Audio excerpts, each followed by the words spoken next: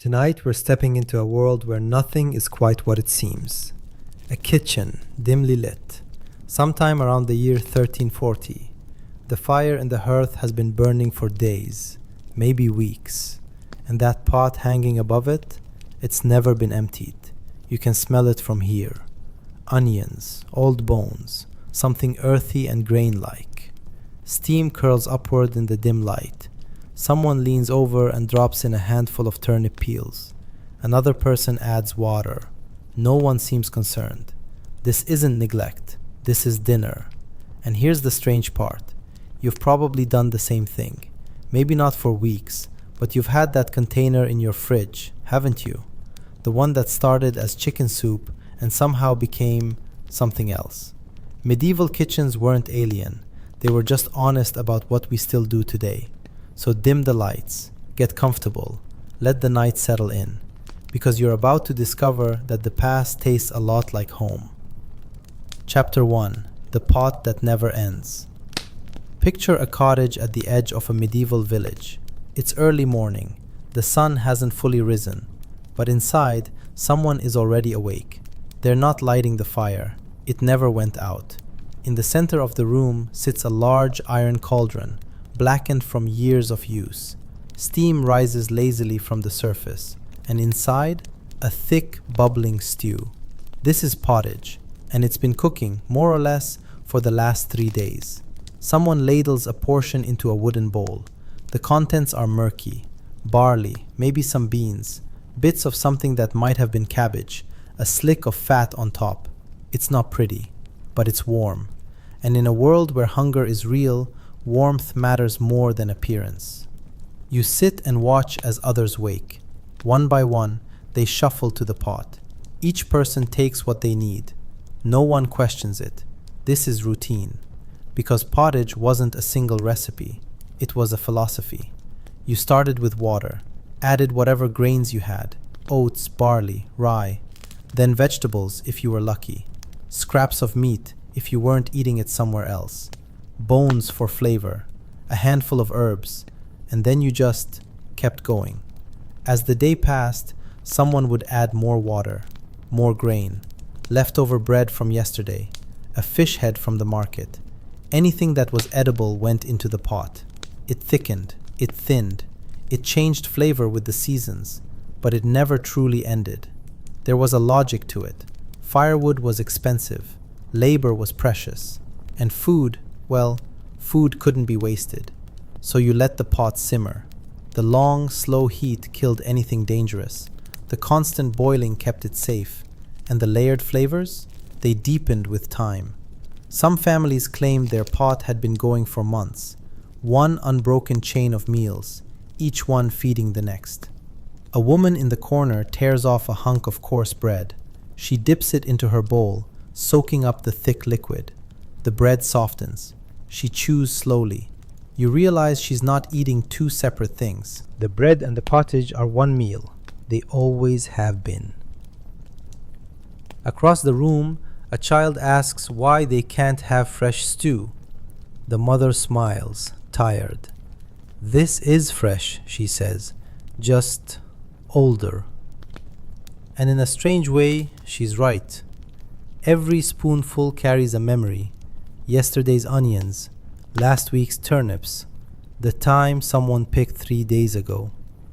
It's food as continuity, as history you can taste. You think about your own kitchen, that slow cooker you set on Sunday, the soup you reheated Monday, then again Tuesday. By Wednesday, you'd added leftover chicken. Thursday, some rice.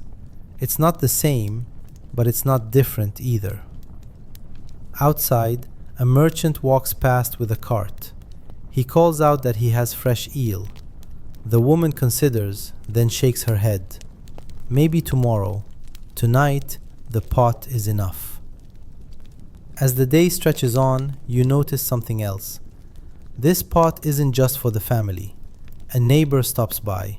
She's brought a few parsnips, slightly bruised. Someone else drops off a handful of wild garlic. In exchange, they're offered a bowl from the pot. It's a kind of insurance. If your pot fails, your neighbors won't. If their fire goes out, yours is still burning. The pot becomes a center of gravity. People orbit around it, checking its level, adjusting the heat, adding what they can. By evening, the smell has shifted, smokier now, richer. The barley has thickened into a paste. Someone fishes out a bone, now soft and hollow. You're handed another bowl. This time, it tastes different, meatier, a little bitter from the greens, but still warm, still filling. A man by the door tells a story about a monastery he once visited. Their pot, he claims, had been cooking for 7 years, never cleaned, never emptied, just endlessly fed. You're not sure if it's true, but you understand why someone would tell it, because the idea of a pot that never ends, of food that simply continues, it's almost comforting. It means that as long as the fire burns, you won't go hungry. As night falls, someone adds a final ladle of water, stirs in some oats, covers the pot loosely. Tomorrow, it will be ready again, changed but recognizable, older but still good. You close your eyes and think about that word, pottage. It sounds ancient, rustic, almost primitive.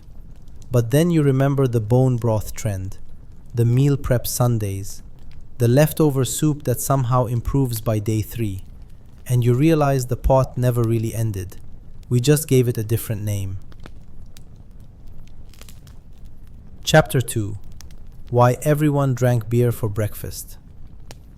The morning after, you're thirsty. You glance around, looking for water, clean water, something clear and cold, but there is no water. Instead, a boy hands you a wooden cup. The liquid inside is cloudy, tan-colored. It smells faintly of grain and yeast. It's ale, and it's barely past dawn. The boy drinks from his own cup. So does his sister. So does the old man in the corner. Everyone is drinking ale. Not because it's a celebration, not because they're trying to get drunk, but because it's the only safe thing to drink. You hesitate, then sip. It's flat, barely fizzy. The alcohol is there, but faint, like a whisper rather than a shout. This is what they called small ale or small beer, weak, sometimes no stronger than your friend's kombucha, but it's boiled and it's fermented. And that makes all the difference, because the river nearby, it's full of waste, animal and human. The well, questionable. The rain barrels, even worse. In a world without water treatment plants, clean drinking water was rare. Boiling helped, sure, but boiling every single drink, that took time and fuel. Ale, though, ale preserved itself. You watch as a woman stirs a new batch near the fire. Barley mash bubbles in a wide pot. She'll strain it later, let it cool, then pitch in some yeast.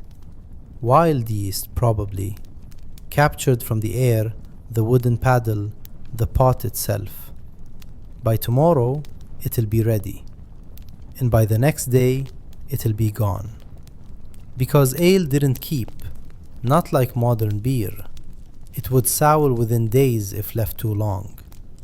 So you brewed constantly, drank quickly, then brewed again. It was a cycle, a rhythm, as essential as baking bread. The funny part? Even the religious communities brewed. Monasteries had entire brewing operations. Some made dozens of barrels a week. Not for profit, for survival. A monk walks past outside, carrying a small cask. You're told he's delivering ale to the sick, because even medicine was often dissolved in ale, not water.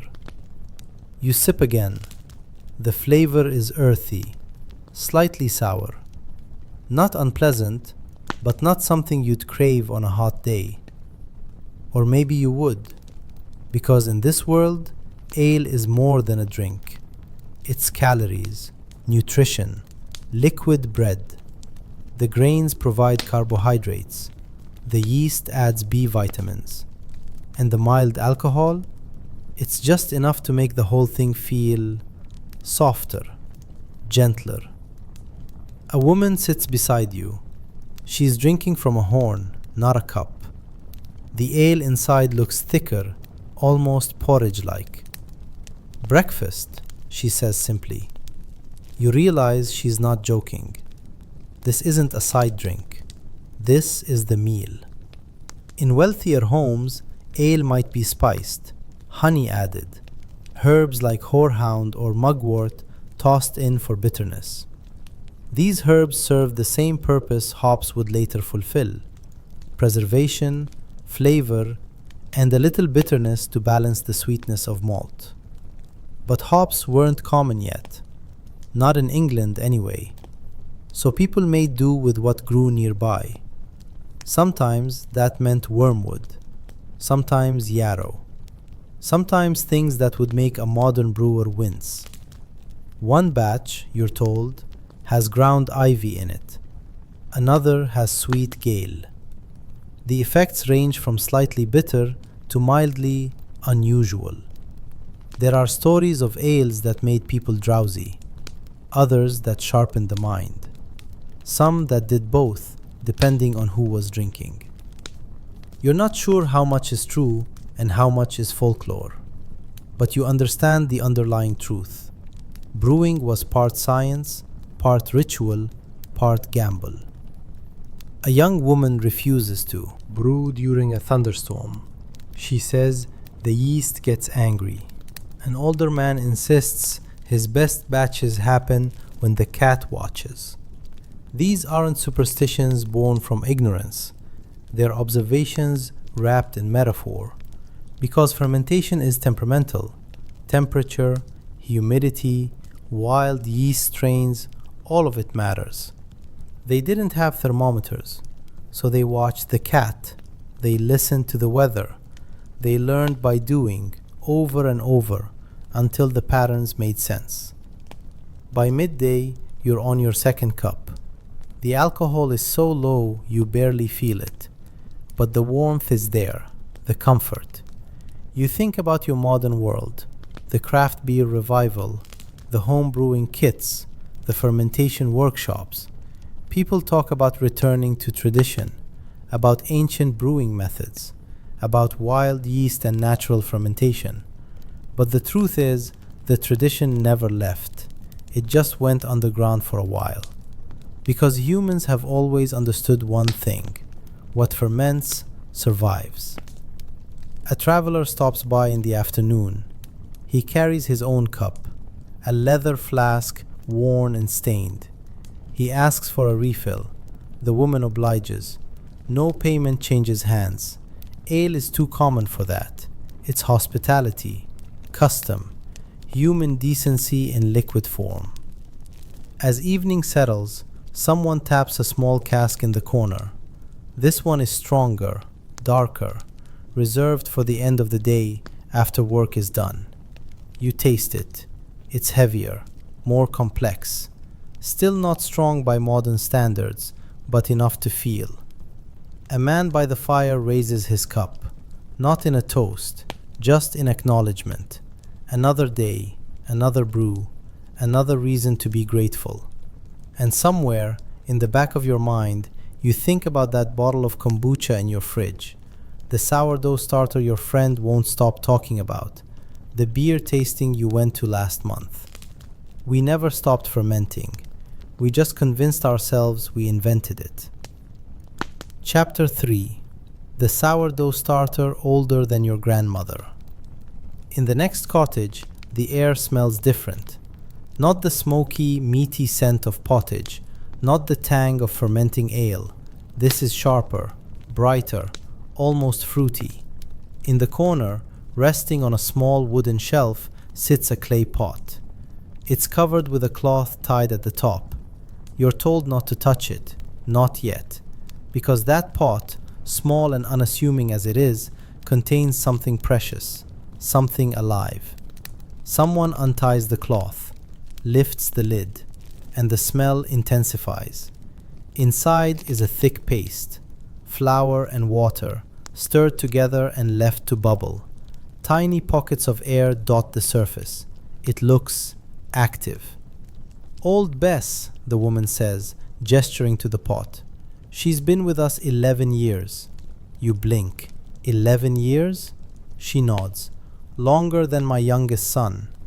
This is a sourdough starter, and in this kitchen, it's treated with more care than most tools, more reverence than most heirlooms.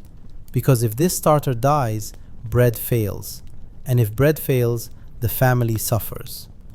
You watch as the woman scoops out a portion. She mixes it with more flour, a little water, some salt. Her hands work the dough with practiced ease. Kneading isn't rushed, it's rhythmic, almost meditative. The dough resists at first, then softens, becomes elastic, alive in her hands. She shapes it into a round, then sets it aside to rise. "Give it time," she says. "Bread knows when it's ready." You realize there's no yeast packet, no precise recipe, just instinct, memory, and that bubbling pot in the corner. Because before commercial yeast, this was how bread happened. You captured wild yeast from the air, the flour, the environment itself. Once you had a starter, you guarded it, fed it daily, kept it at the right temperature, watched it for signs of health or distress. Some starters were passed from mother to daughter at weddings. Others were given as gifts to neighbors starting their own households.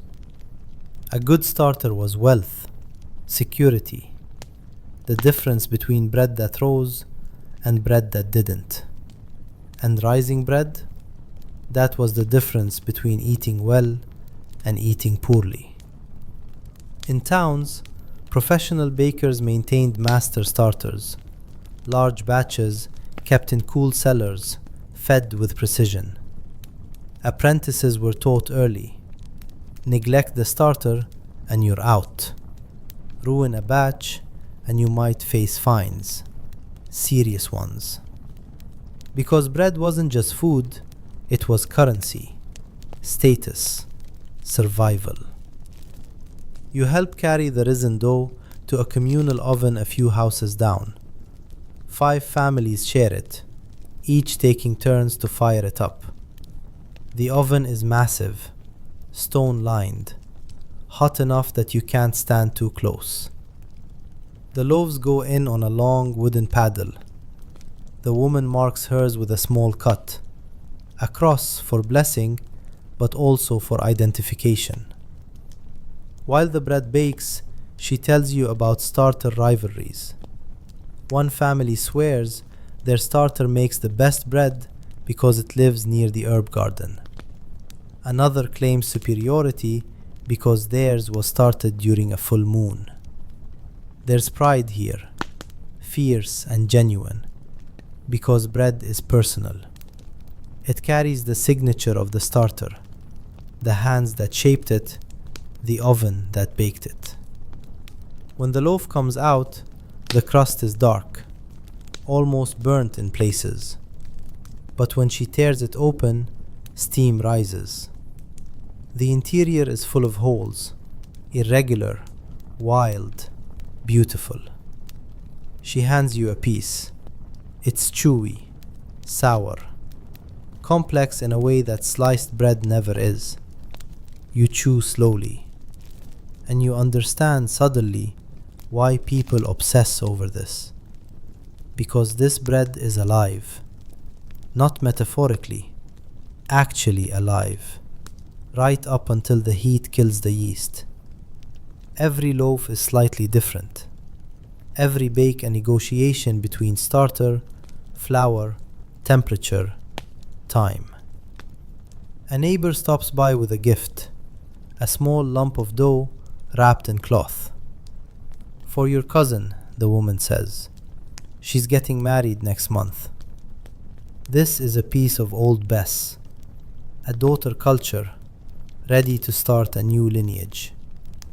The neighbor handles it carefully, grateful, because this isn't just dough, it's continuity. A living link between kitchens, between generations. You think about your modern world. The Instagram photos of bubbling jars, the blog posts about hydration ratios, the sourdough groups arguing about feeding schedules. It feels new, trendy, a pandemic hobby that exploded into a lifestyle. But it's not new, it's ancient, and every person feeding their starter today is part of an unbroken chain stretching back centuries. Later, as the sun sets, you watch the woman feed old Bess again. A scoop of flour, a splash of water, a gentle stir. The starter bubbles in response, alive, hungry, ready for tomorrow. She covers it, sets it back on the shelf, and wipes her hands. Bread's the easy part, she says. Keeping the starter happy, that's the real work. You nod, because you've heard the same thing from your friend with the 3-year-old starter, the one who talks about it like a pet. And maybe that's what it is. Not a recipe, not a technique, a relationship. Chapter 4. The bread was the plate.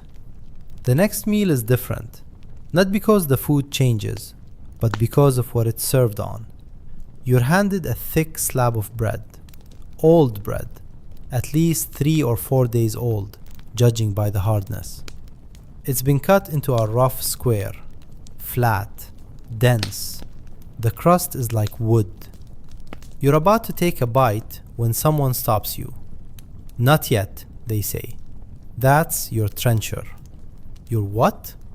They point to the center of the table, where a large platter sits. Roasted vegetables, chunks of salted pork, a thick, dark sauce. People reach in with their hands, selecting pieces. But instead of eating directly from the platter, they place the food on their bread slabs, the trencher. You do the same. The sauce soaks into the bread. The juices from the meat darken it further. By the time the meal is halfway done, your trencher is soft, saturated, no longer recognizable as bread. And then you realize, this is part of the meal. You tear off a piece of the sauce-soaked bread. It's rich, heavy, more flavorful than the original loaf ever was. This is how they ate, not with plates, with edible dishes. Trenchers were made from old loaves, the dense, heavy kind that would hold up under wet food. Bread that had gone stale was perfect. You cut it thick, about 4 inches high according to some accounts, wide enough to hold a serving, sturdy enough not to collapse immediately. And at the end of the meal, you had options. If you were still hungry, you ate the trencher. Filled with sauce and fat, it was often the best part. If you were full, you gave it to servants, or to the poor waiting outside, or to the dogs. Nothing wasted. Everything had a purpose. In wealthier households, trenchers were still used, but they were often given to alms seekers afterward, a way of distributing leftover food without the stigma of scraps. In some noble kitchens, the trenchers were collected and sent to hospitals or monasteries, where bread could do more good than sitting uneaten. You watch as a child finishes her meal, then gnaws on her trencher like it's dessert. In a way, it is. A man across the table uses his knife to scrape the last bits of sauce from his trencher, then pops the whole thing in his mouth. He chews thoughtfully. No one is washing dishes, because there are no dishes, just bread. And bread, once eaten, leaves nothing behind. You think about the practicality. No need for pottery or wood plates. No need to clean anything. Just bake extra bread, let it go stale, and you've got a full set of tableware. And when bread was sacred, central to survival, to culture, to identity, using it this way made sense. It honored the grain, it honored the labor, it honored the fact that nothing, absolutely nothing, could be wasted. A woman beside you tells a story about a feast she once attended. The Lord's table had gilded trenchers, regular bread but brushed with egg and saffron to make them shine. Even in luxury, the concept held. Bread as foundation, bread as vessel. You finish your trencher. The last bites are dense, almost meaty from the absorbed juices. And you think about the bread bowls at your local soup restaurant, the ones filled with clam chowder or chili. The waiter always asks, "Are you going to eat the bowl?" And most people do, because it's the best part. That instinct, that understanding that bread soaked in flavor is somehow better than plain bread. It's medieval, completely. Later, you see wooden trenchers too, flat, circular, no raised edge, used for drier foods, cheese, nuts, sliced apples. But even these echo the original, flat, functional, minimal. A plate in the modern sense was still rare, expensive, unnecessary. Why own something that needed washing when you could eat the dish? As evening falls, someone sweeps the crumbs from the table. Even these are gathered. They'll go into tomorrow's pottage, or be mixed with scraps for the chickens. Bread, in all its forms, is never wasted. You step outside, and near the door a beggar sits. He's holding a trencher, sauce-soaked, still warm.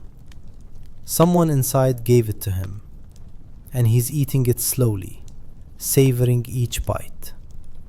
For him, this isn't a novelty. It's not charming or rustic. It's dinner, and it's enough. You realize that the trencher wasn't just practical. It was compassionate, because bread could be shared, passed along, given freely. And in a world where hunger was real and constant, that mattered. Chapter 5: The Art of Controlled Drought. Behind the cottage, there's a small shed. Cool, dark. The door creaks as it opens. Inside, the smell hits you immediately. Sharp, sour, pungent. Rows of clay jars line the shelves. Some are sealed with wax, others are covered with cloth. A few are open, their contents visible. This is the fermentation cellar. Though cellar is generous, it's really just a dim corner where things are left to change. A woman lifts one jar. Inside, submerged in murky liquid, are vegetables. Cabbage, you think. Maybe turnips. She fishes one out. It's pale, soft. The brine drips back into the jar. She takes a bite. Her face doesn't change. This is normal.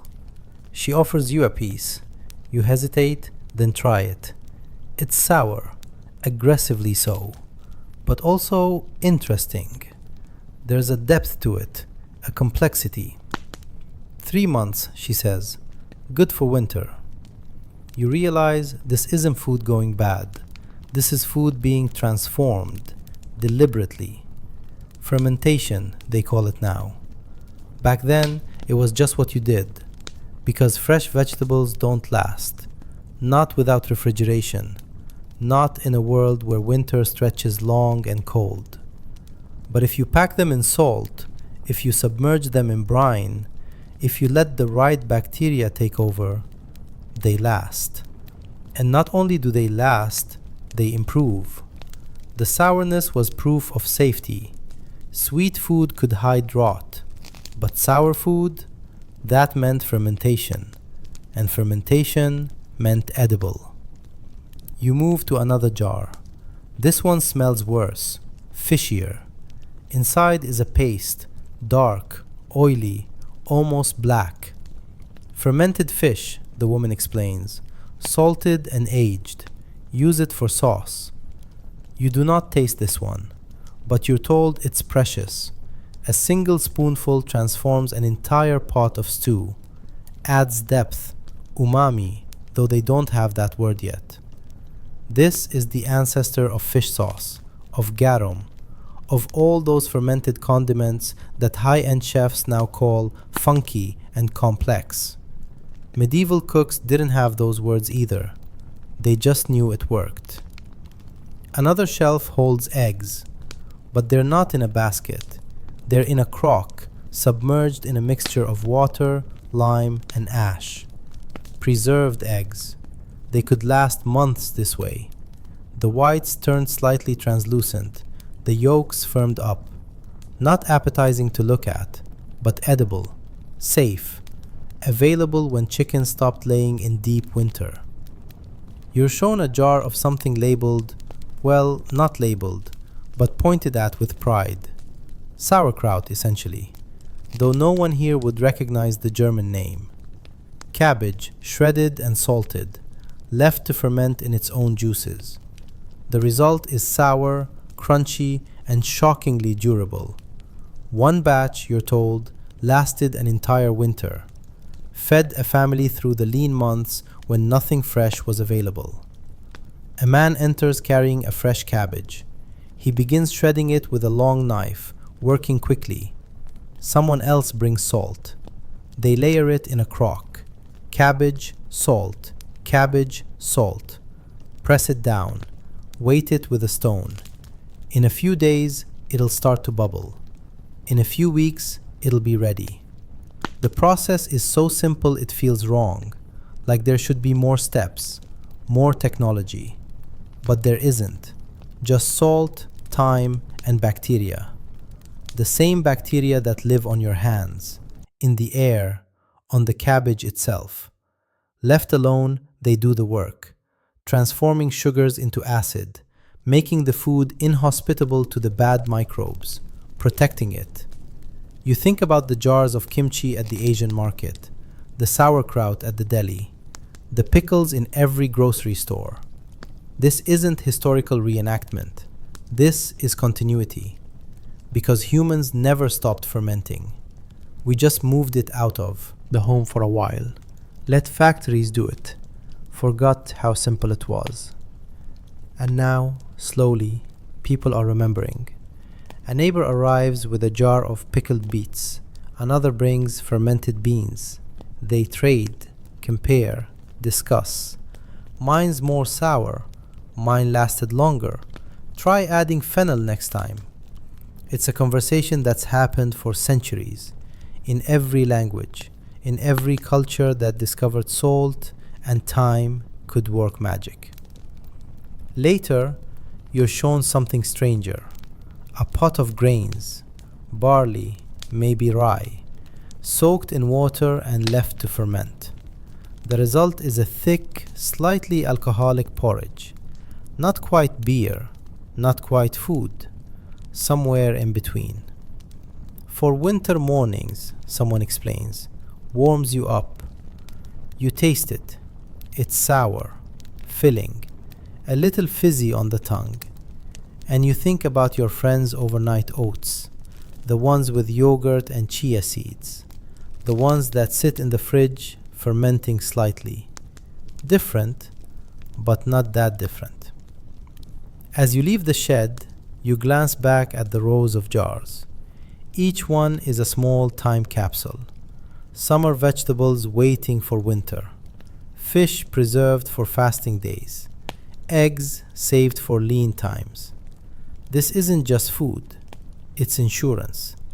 And the sour taste, that's the flavor of survival. Chapter 6. Burying meat in salt to survive winter.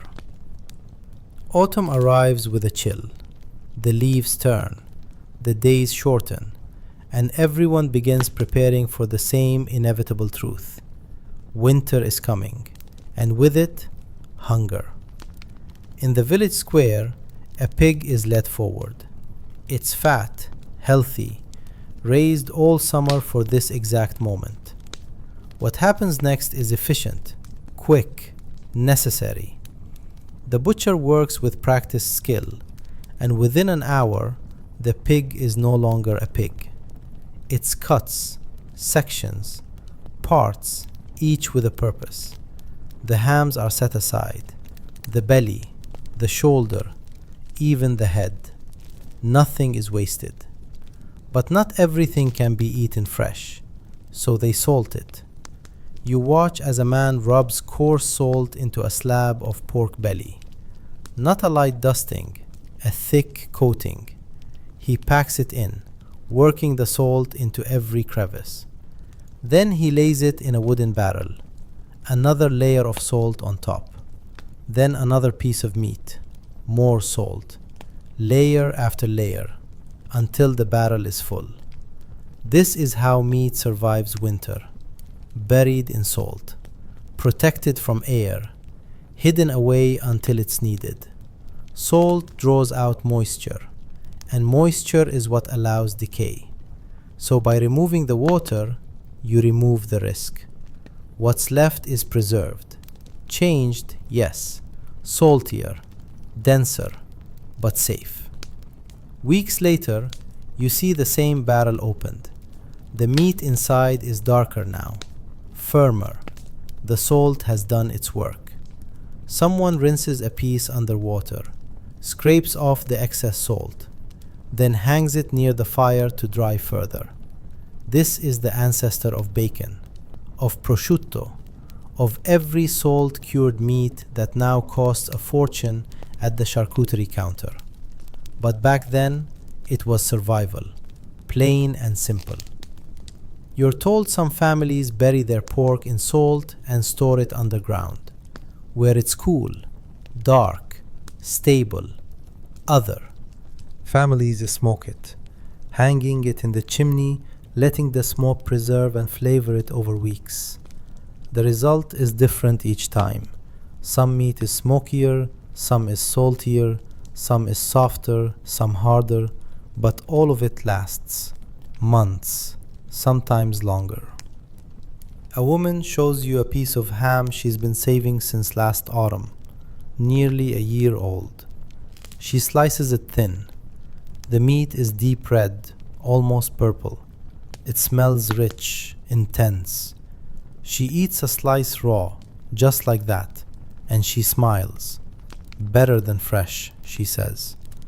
You're skeptical, but you try it, and she's not entirely wrong. There's a depth to it, a concentration of flavor. The salt has transformed it into something more than pork, something almost new. In wealthier homes, cured meats are a point of pride. Whole legs of ham hung in the rafters, sausages strung like garlands, bacon slabs stacked in the cellar. It's wealth you can see, smell, taste, because meat is expensive, and preserved meat, that's security. You watch as someone renders fat from pork scraps. The fat melts slowly, pooling into a pot. Once cooled, it solidifies into lard. This too is preservation. Meat can be stored in its own fat, submerged, sealed from air. The French call it confit, but here it's just practical. A duck, cooked and packed in its own fat, can last months. Pull it out, reheat it, and it's as good as fresh, maybe better. You think about the artisan shops in your city, the ones selling hand-cured meats, the ones with legs of prosciutto hanging in the window. They market it as tradition, as craft, as something rare and special. And it is, but it's also just this barrel, this salt, this understanding that winter is long and meat is precious. A boy asks his father why they don't just eat the pig fresh. Why go through all this work? The father doesn't answer with words. He just gestures to the calendar, to the months ahead, to the cold. The boy understands. Later, you're shown another method. Meat is cooked, then packed into pies. Thick pastry crusts sealed with fat. The pies are baked until the crust is hard, impenetrable. Inside, the meat is safe. The fat creates a seal. The crust keeps out air. These pies can last weeks. You break them open when needed. The filling is rich, fatty, intensely flavored. It's medieval meal prep, batch cooking before the term existed. You think about the canned goods in your pantry, the vacuum-sealed meats, the freezer full of labeled bags. Different technology, same instinct. Because humans have always understood one thing. When food is plentiful, you save.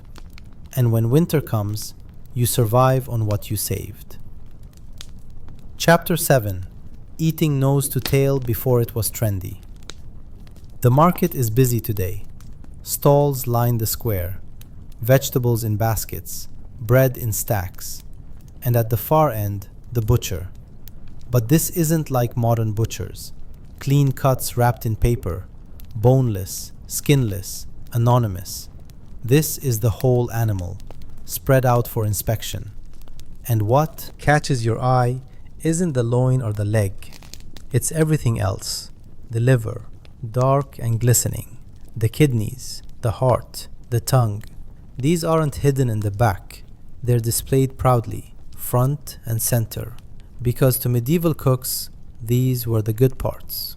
A woman picks up a liver. She inspects it, nods, pays. You watch as she carries it home, wrapped in cloth. And later, you see it cooked. Sliced thin, fried quickly with onions and sage, served on bread. She eats it without hesitation. And when she offers you a piece, you try it. It's rich, intensely flavored, almost metallic, but not unpleasant. This is food, she tells you. Real food. The kind that strengthens blood, builds vitality. She doesn't know about iron or vitamin A, but she knows liver works. That people who eat it feel better, so they eat it. Often. In another household, someone is preparing kidneys, sliced and braised in ale. The smell is strong, earthy. At the table, no one complains. This is dinner, and it's good. You realize that in this world, there's no such thing as offal, no separate category for organs. There's just meat, and all of it is used. Blood is collected and mixed with oats, fat, spices, stuffed into casings, boiled. The result is black pudding, dense, dark, filling. It's still eaten today, in England, in Ireland, in Scotland, often for breakfast, fried until crispy, served alongside eggs. The same thing people ate 700 years ago. In a cookshop, you watch as someone roasts a heart, ox heart most likely, stuffed with herbs and bread. It cooks slowly, turning on a spit. The smell is surprisingly appetizing. When it's done, it's sliced thick, served with mustard, and people line up for it. Not because they have to, because they want to. Because organ meat, when cooked well, is delicious. You think about the restaurants in your city, the fancy ones, the ones with nose-to-tail menus. Bone marrow for $18, sweetbreads for $22, liver pate as an appetizer. These are luxury items now, but here, they're Tuesday. A man explains that nothing can be wasted. When you slaughter an animal, you honor it by using everything. The muscle, the organs, the bones, the fat. Even the skin and hooves are rendered into gelatin, used for jellies, for setting tureens. This isn't sentimentality, it's economics. Respect born from necessity. But the result is the same. Whole animal utilization. Nothing left behind. You're offered a bowl of tripe stew, stomach lining, slow cooked with onions and vinegar. It's chewy, mild, and honestly, not bad. In wealthier homes, organs are prepared more elaborately. Kidneys in wine sauce, liver stuffed into pastries, sweetbreads fried in butter. But the principle remains: use it all. Later, you see someone cracking bones, extracting the marrow, spreading it on bread like butter. It's rich, fatty, deeply satisfying. And now, in modern bone broth cafes, marrow bones are served the same way: roasted, split open, scooped onto toast. Ancient, superfood, the menu says. But there is nothing ancient about it. It never stopped. A butcher's apprentice shows you how to clean intestines, how to scrape them, rinse them, turn them inside out. They'll become sausage casings, holding ground meat and fat, spices. Sausages are everywhere here, hanging in windows, stacked in baskets, strung from rafters. They're portable, durable, flavorful, and they use parts that don't make pretty roasts: scraps, trimmings, fat, all ground together, seasoned, preserved. Nothing wasted, everything honored. You think about the hot dogs in your fridge, the sausages at the deli, the artisan links at the farmer's market. All of them descendants of this same logic. Use the whole animal, waste nothing, make it taste good. As the day ends, you see a woman cooking trotters, pig's feet, simmered until the meat falls off the bone. The collagen melts into the broth. She serves it with bread, and the broth is thick, almost gelatinous. It's humble food, but it's nourishing, warming, real. And somewhere in a trendy restaurant downtown, someone is paying $30 for the same dish, called something fancy, plated beautifully, but it's still pig's feet, and it's still good. Chapter 8: Why Medieval Cooks Put Animal Fat in Everything. Winter settles in fully now. The cold is constant, biting, and inside the cottage, the fire is everything. But fire alone doesn't keep you warm. You need fuel inside you too: calories, fat, and in this world, fat is life. You watch as someone renders lard, pork fat cut into small pieces, melted slowly in a pot.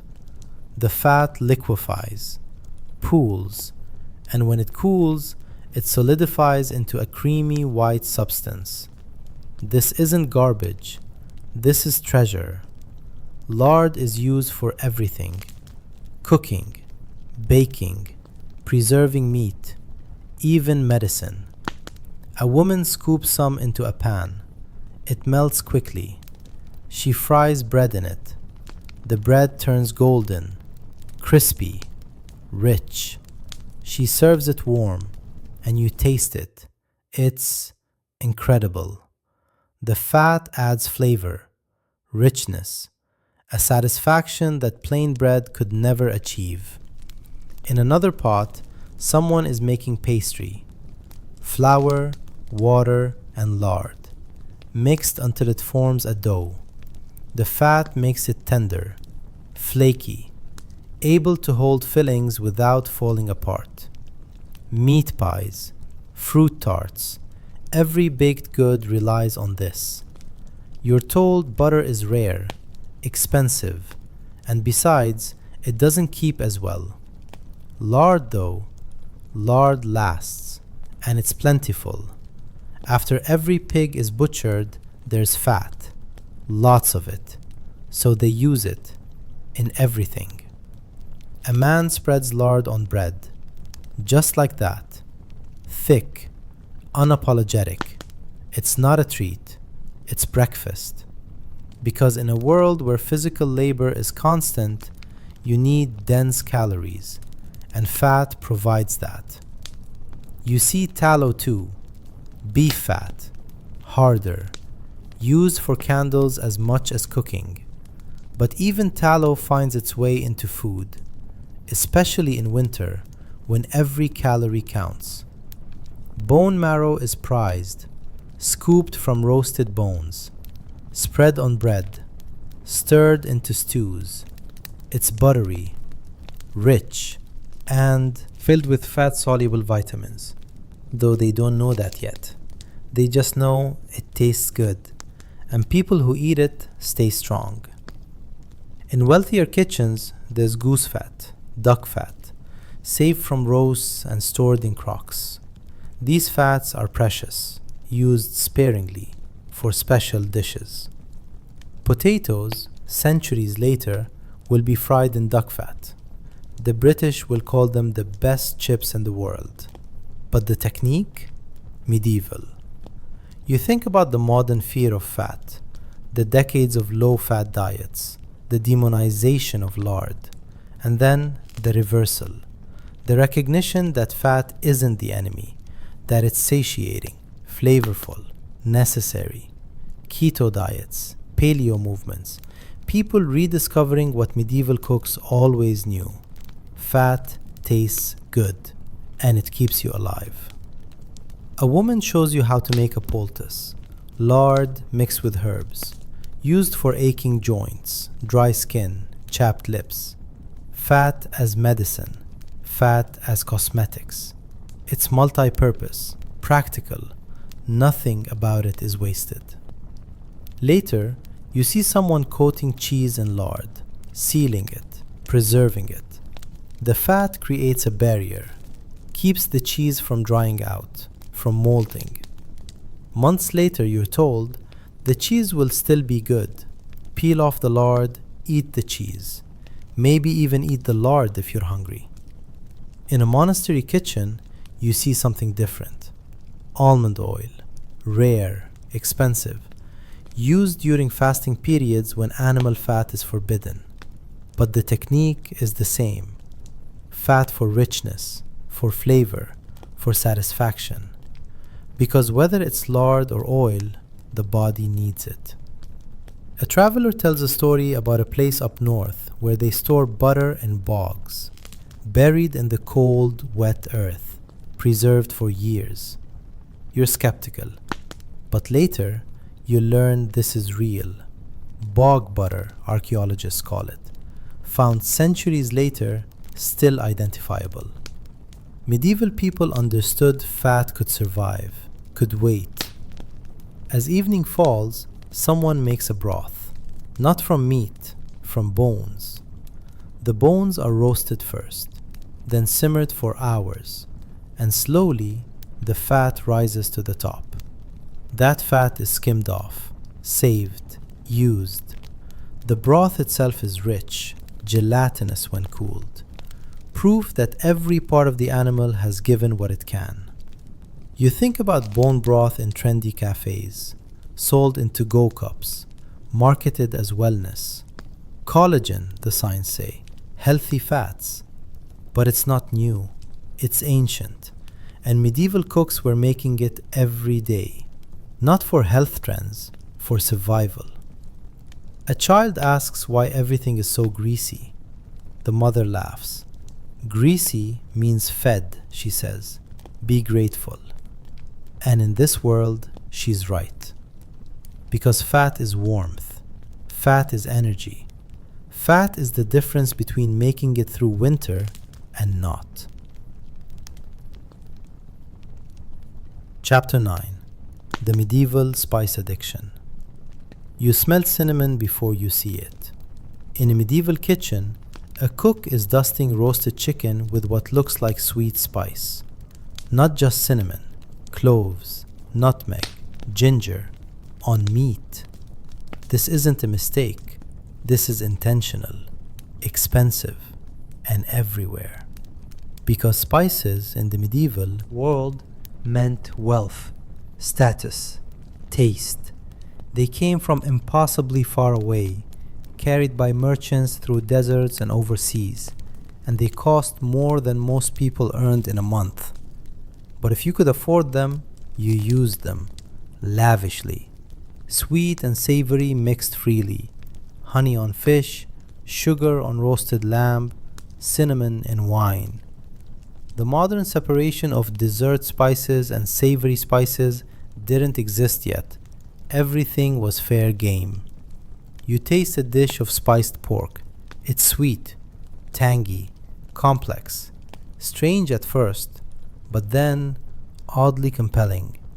This is the ancestor of Moroccan tagines, of Chinese sweet and sour, of every fusion dish that breaks the rules. Spices also served another purpose. They balanced the humors. Too much cold food? Add warming spices. Too much heat? Use cooling herbs. And if the meat was questionable, well, spices masked that too. Not always, but enough. Today, we chase the same flavors. Pumpkin spice, spiced cocktails, fusion restaurants. The medieval palate never truly left. We just forgot it was old. Chapter 10. Fake meat for fasting days. It's Friday, a fasting day. No meat, no dairy, no animal products.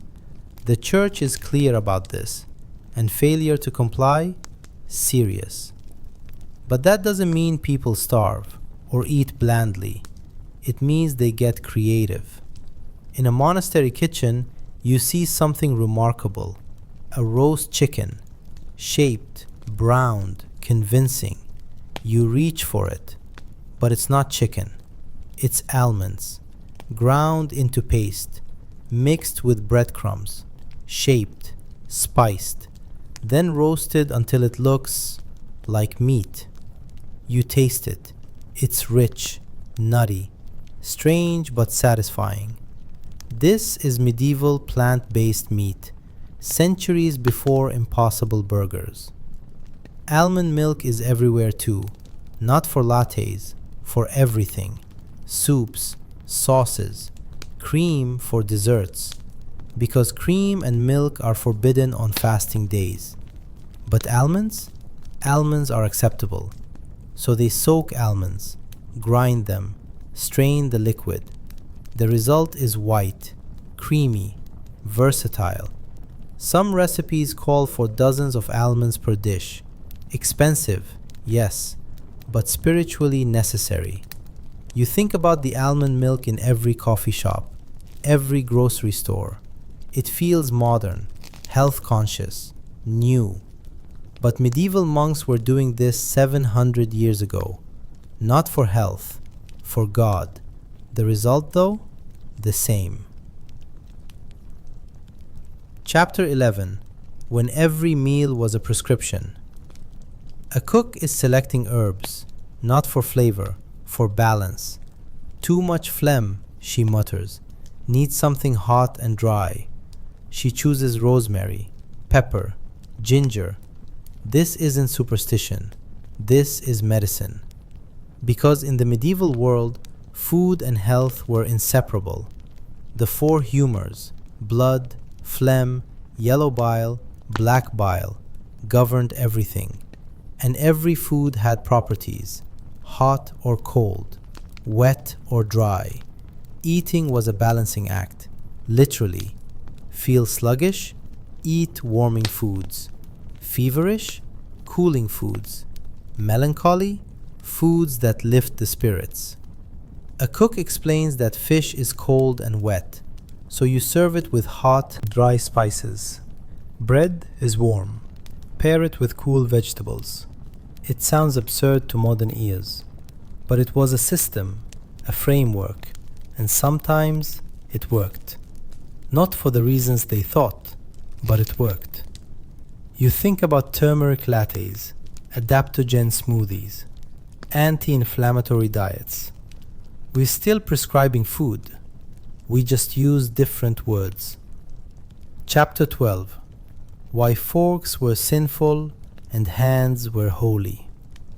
You sit down to dinner. The table is set. Food is ready. But something is missing. There are no forks. No spoons either, except for one shared ladle in the soup pot. Just knives. Personal knives. The kind people carry on their belts. And hands. You watch as others eat. They tear bread with their fingers. Use it to scoop, to push, to soak. When something needs cutting, they pull out their knives. Quick, efficient movements. A slice here, a stab there, then straight to the mouth. Hands do the rest. You hesitate.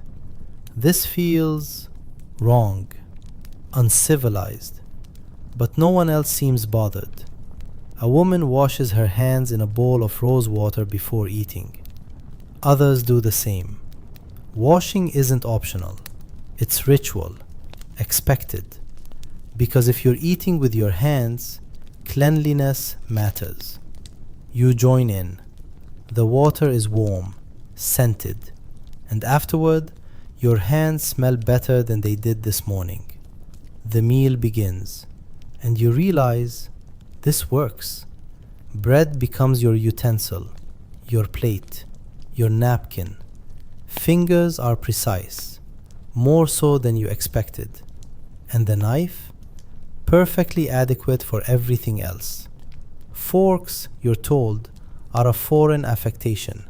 Italian, Byzantine, strange. Some clergy have called them sinful, an insult to God's design. Fingers were made for eating. Why would you need metal? One person mentions a noble woman who insisted on using a fork. She was mocked, seen as vain, overly delicate. The fork, in much of medieval Europe, is suspect. Too fussy, too pretentious, too unnecessary. You think about eating pizza with your hands, burgers, tacos, wings.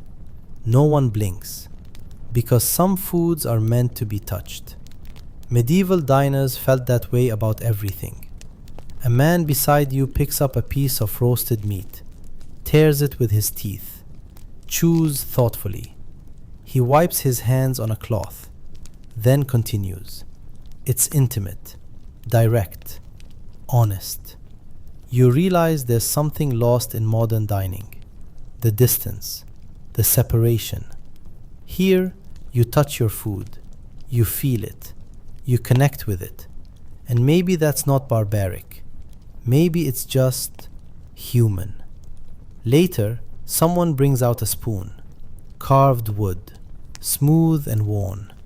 For the old woman, they explain. She has no teeth. The spoon is a concession, a tool for those who need it. But for everyone else, hands and knives suffice. As the meal ends, everyone washes again, rinses, dries. The cloth comes away clean, proof that hands, when used properly, aren't dirty. You think about your last meal. Fork, knife, spoon, all separate, all necessary. Or were they? Because tonight you ate without them, and the food tasted the same, maybe better. Chapter 13. Sweet meat and savory desserts. A feast is being prepared, not for royalty, just for a local celebration, a wedding maybe, or a saint's day. The kitchen is chaos, organized chaos, and as dishes come out, you notice something strange. Everything arrives at once. Meat pies next to sweet custards, fish beside honey cakes, roasted fowl next to sugared fruits. There are no courses, no progression from savory to sweet, just abundance, all at once. You taste a meat pie. It's savory, but inside, mixed with the pork, are raisins, currants, a hint of cinnamon, sweet and savory, together. It's jarring at first, then oddly satisfying. A cook explains that variety is the point. Contrast, surprise. You sample from different dishes, a little of this, a little of that. Some are purely savory, others lean sweet. Most are somewhere in between. A fish dish is served with a fruit compote. The combination is unusual, but it works. Honey is drizzled over roasted lamb. Sugar is dusted on fried pastries filled with cheese. The modern separation, appetizer, main, dessert, doesn't exist here. Food is food. Flavor is flavor. And if something tastes good together, you serve it together. You think about Moroccan tagines, sweet apricots with lamb, or Chinese sweet and sour pork, or that trendy restaurant that serves foie gras with fig jam. Medieval diners would recognize all of it. Because this isn't fusion, this is tradition, the original tradition. Someone brings out a subtlety, a decorative dish meant to impress. It's a swan, or rather, a roasted bird reassembled to look like a swan. Gilded, glittering. It's more art than food. And by the time it reaches the table, it's cold. But no one cares. The point wasn't taste, it was spectacle. You realize that in wealthy households, food was performance, theater. The actual eating, secondary. But here, in this more modest feast, the focus is simpler. Good food, plenty of it, shared. A man leans over and offers you a pastry. It's filled with spiced meat, topped with honey. Try it, he says. You do, and it's delicious. Strange, but delicious. This is the medieval palate. Unafraid, curious, willing to mix what modern rules say shouldn't be mixed. And maybe that's the lesson. Rules change, but flavor? Flavor is timeless. Chapter 14. Street food, stale pies, and fast medieval living. The village is too small for this, but the nearby town? That's different. You walk through narrow streets. Buildings lean close. The air smells of smoke, animals, and food. Everywhere there are vendors. A woman stands beside a cart. She's selling pies. Small, hand-sized, hot. You buy one. It's cheap. Wrapped in a scrap of cloth. The crust is thick. The filling is questionable. Meat, you think. Or maybe fish. Hard to tell. But it's warm, filling, and fast. This is medieval fast food. Not everyone has a kitchen. Not everyone has time. In cities, workers eat on the go, from carts, from stalls, from cookshops that line the streets. A man sells hot porridge from a pot. Another offers fried fish. A third has skewers of something roasted. No one sits down to eat. They take their food and keep moving. Sound familiar? You think about food trucks, hot dog carts, street tacos. This isn't new. This is ancient.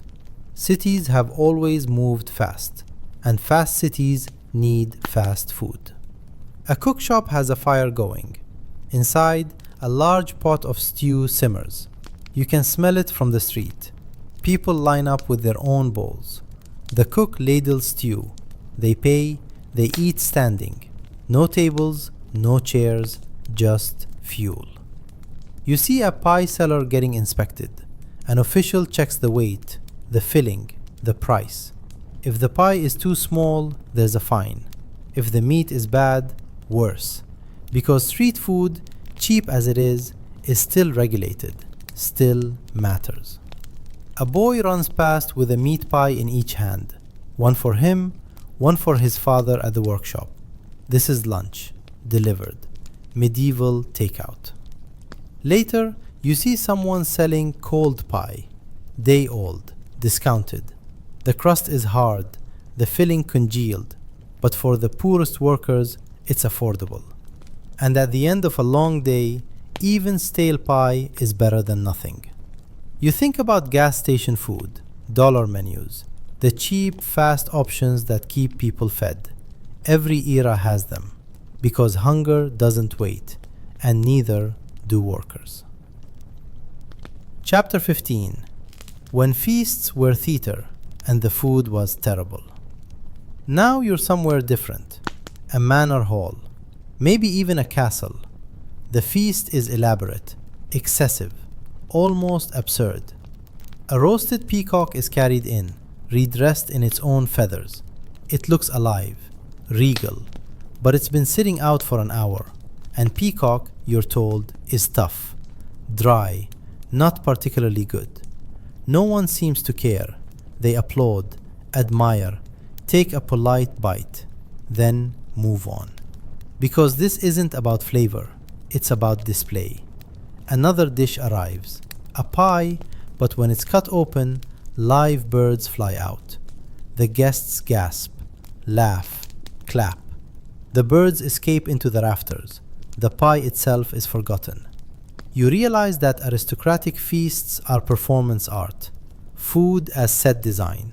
The flavors, secondary. You taste a dish that's been dyed bright blue. Alkanet root, someone explains, for color. It tastes fine, but the visual impact is the point. Another dish is covered in gold leaf, actual gold, edible technically, flavorless, but it shimmers, and shimmer is wealth. Between courses, though course is a generous term, there's entertainment, musicians, jugglers, sometimes dancers. The food itself is almost incidental. A guest beside you whispers that the previous night's feast was better, more spectacle, less waiting. You realize that for the nobility, food is currency, social currency. The more elaborate, the more wasteful, the more impressive. Meanwhile, below stairs, the servants are eating the leftovers. And those leftovers, probably better than the performance pieces upstairs. You think about Instagram-worthy food, the kind that looks stunning but tastes mediocre. Molecular gastronomy that's more foam than flavor. Tasting menus where presentation eclipses substance. Medieval nobles would understand completely. Because some things never change. When food becomes status, taste becomes optional. Chapter 16. Superstitions, signs, and kitchen magic. In the quieter corners of the kitchen, there are rules, unspoken rules. Don't brew ale during a storm. The yeast will turn angry. Don't bake bread on certain saints' days. It won't rise. Count your eggs in even numbers. Odd numbers bring bad luck. You watch as a woman tosses a pinch of salt over her shoulder for protection. Another refuses to stir a pot counterclockwise. It invites misfortune. These aren't jokes. These are rituals, taken seriously. Because food is life, and life is fragile. So you do what you can to protect it. Bread is blessed before it's cut, a cross carved into the top. Not just for religion, for luck. A loaf that doesn't rise, a bad omen. Illness, death, disaster. Eggs are read like tarot cards. Double yolks mean twins. Blood spots mean something worse.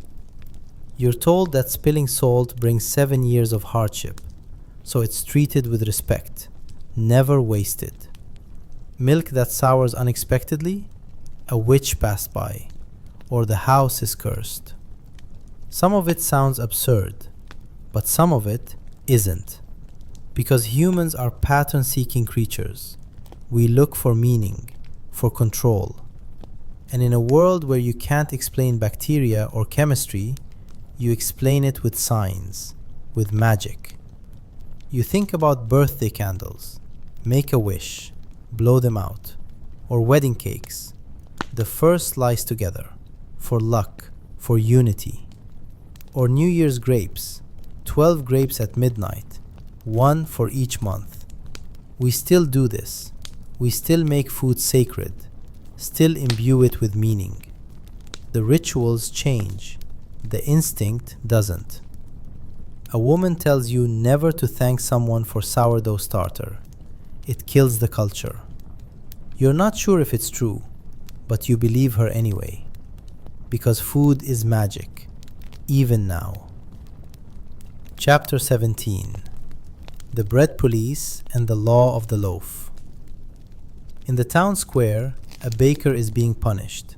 Not whipped, not jailed, but shamed. He's put in a pillory, and beside him, for all to see, is the evidence. A loaf of bread, underweight, underbaked, fraudulent. This is serious, because bread isn't just food, it's survival, currency, trust. And cheating on bread? That's cheating the people. You're told about the assize of bread, a law, a strict one. It regulates the price, the weight, the quality of every loaf sold. Bakers are inspected regularly, their loaves weighed, their ovens checked. If a loaf is too light, the baker pays a fine. If it happens again, worse. Some bakers add a 13th loaf to every dozen, a baker's dozen, just to be safe. Because the penalty for shorting customers isn't just financial, it's reputational. No one buys from a baker who cheats. You watch as an inspector examines a fresh batch.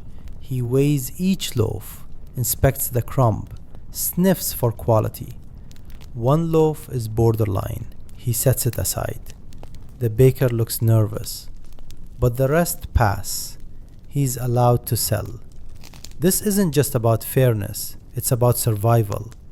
Bread is the foundation of the diet, for everyone, rich and poor. If bread fails, if it's too expensive, too scarce, too poor, people riot, literally. Bread riots are real, frequent, deadly. So the law steps in, regulates, protects. You think about modern food regulations, health codes, inspections. We still do this. We still regulate bread and wheat and grain prices. Some governments still subsidize bread to keep it affordable, to keep the peace. Because humans learned long ago, when bread fails, society fails. A woman beside you says her grandmother remembers a baker who was caught using sawdust in his flour. He was driven out of town, never seen again. Bread is sacred, and those who defile it, they pay. Chapter 18: Eating with the Seasons, because you had no choice. Winter is ending, finally. The pottage has been thin lately. Root vegetables mostly, dried beans, old grain. The preserved meats are running low. The salted fish is nearly gone. This is the hungry gap, the lean time between winter stores and spring harvest, and everyone feels it. But then, one morning, someone brings fresh greens, wild ones, foraged, nettles, dandelion, young shoots. They're bitter, but they're fresh. And after months of preserved food, fresh tastes like a miracle. Spring is survival because it means new food, growing food. Eggs are plentiful again. Chickens are laying. Milk is abundant. The pottage pot fills with new ingredients, green things, fresh things. By summer, the market overflows. Berries, peas, early apples. You eat what's available because there's no choice. No imports from across the world. No greenhouses. no refrigerated trucks. You eat what grows, when it grows. And when autumn comes, you preserve, frantically, because winter will return. It always does. This rhythm, planting, growing, harvesting, preserving, it's the heartbeat of life. You're connected to the land, to the seasons, to the cycles. You think about eating local, farm-to-table restaurants, seasonal menus. It's marketed as virtuous now, conscious, ethical. But for centuries, it wasn't a choice. It was reality. And maybe that connection, that awareness of where food comes from, when it grows, how it's preserved, maybe that's what we lost. And maybe, slowly, we're finding it again. The fire burns low now. The pot still simmers, barely, just enough to keep it alive. Outside, the world has changed. Centuries have passed. But inside this kitchen, inside every kitchen, some things remain. We still ferment, still preserve, still gather around food. We still honor bread. Still waste nothing when we can help it. We still make rituals from meals. Still find comfort in the familiar. The medieval kitchen isn't gone. It's just wearing new clothes. That jar of sourdough starter on your counter, medieval. That slow cooker full of yesterday's soup, medieval. That instinct to save the fat, to use the bones, to let things ferment and age, medieval. We didn't abandon the old ways. We just forgot they were old. And now, slowly, we're remembering. So tonight, as you drift off, think about that pot, the one that never ends, because it's still bubbling, somewhere, always, fed by hands that understand what their ancestors understood, that food is life, and life continues, one meal at a time.